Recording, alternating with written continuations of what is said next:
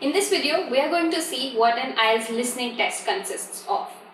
The main aim of this part of the test is to assess if a person can interpret and receive messages in the English language effectively or not. For this, the test is divided into 4 parts or 4 sections as it was earlier called. The first 2 parts are based on social needs of a person, whereas the next 2 are more academically oriented. The first part is a conversation of 2 people on general situations, on daily life situations like inquiring about a room in a hotel or inquiring about joining a book club. The second section consists of a monologue.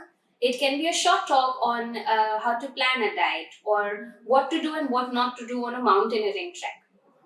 The next, which is the third part, is again a conversation, but it can be among 2 to 3 people or maybe 4, and it is about an academic topic. It can be a conversation between a tutor and the students or 4 students talking about an academic topic.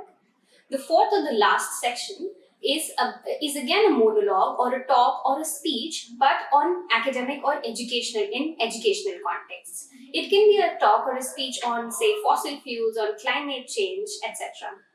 Now, these 4 parts consist of 40 questions in total, and each section has 10 questions each. 1 mark is awarded for every correct answer.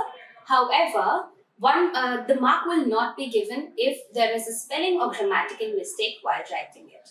Also, it has to be remembered that the audio goes on for 30 minutes and it is played only once during the time period. After the test is taken, the candidate is provided with extra 10 minutes to transfer the answers from the question sheet that they had written while they were taking the test to the answer sheet that has been provided to them.